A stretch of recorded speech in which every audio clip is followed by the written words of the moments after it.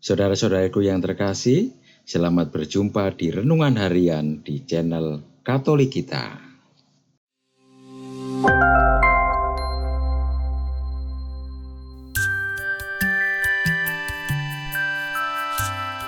Hari ini, Jumat 28 April 2023, Pekan Paskah yang ketiga.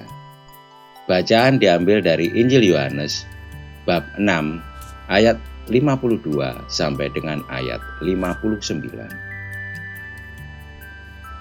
Di rumah ibadat di Kapernaum, orang-orang Yahudi bertengkar antara mereka sendiri dan berkata, "Bagaimana Yesus ini dapat memberikan dagingnya kepada kita untuk dimakan?"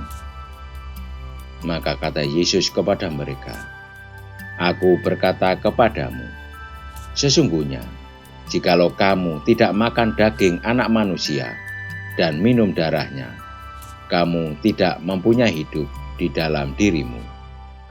Barang siapa makan dagingku dan minum darahku, ia mempunyai hidup yang kekal, dan aku akan membangkitkan dia pada akhir zaman.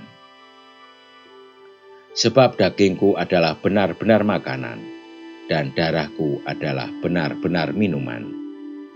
Barang siapa makan dagingku dan minum darahku, ia tinggal di dalam aku, dan aku di dalam dia. Sama seperti Bapa yang hidup mengutus aku, dan aku hidup oleh Bapa.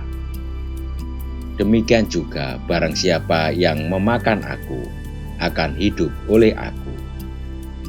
Inilah roti yang telah turun dari surga, bukan roti seperti yang dimakan nenek moyangmu, dan mereka telah mati. Barang siapa makan roti ini, ia akan hidup selama-lamanya." Semuanya ini dikatakan Yesus di Kapernaum ketika ia mengajar di rumah ibadat. Demikianlah sabda Tuhan. Terpujilah Kristus.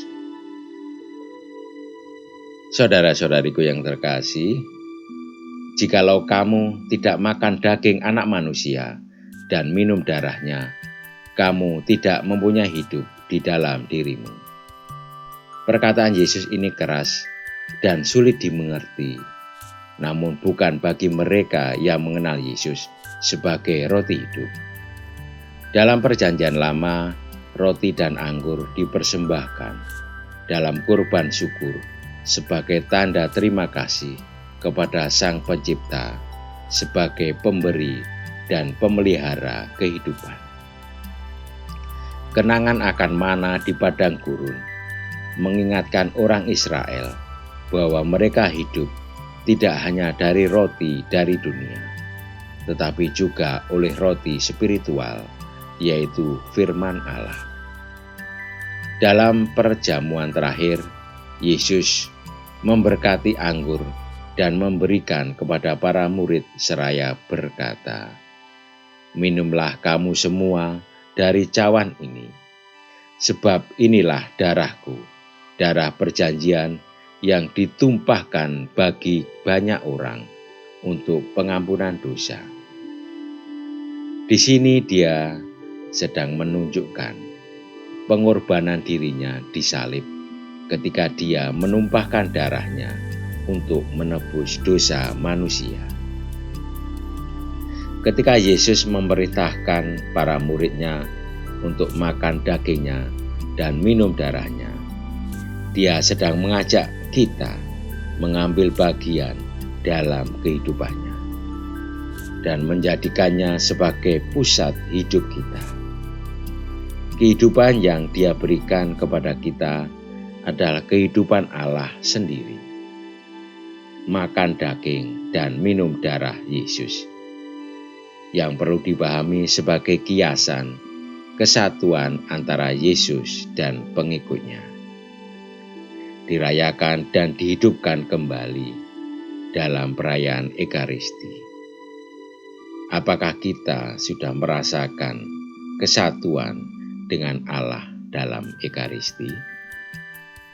Marilah kita berdoa. Tuhan Yesus, Engkau memelihara dan menopang kami dengan kehadiran-Mu sendiri dan sabda-Mu yang menghidupkan. Semoga kami semakin lapar akan Dikau dan hanya dipuaskan oleh Engkau sendiri. Amin. Saudara-saudariku yang terkasih, terima kasih atas kebersamaannya di dalam renungan harian ini. Kita akan berjumpa kembali di renungan harian berikutnya. Berkah dalam.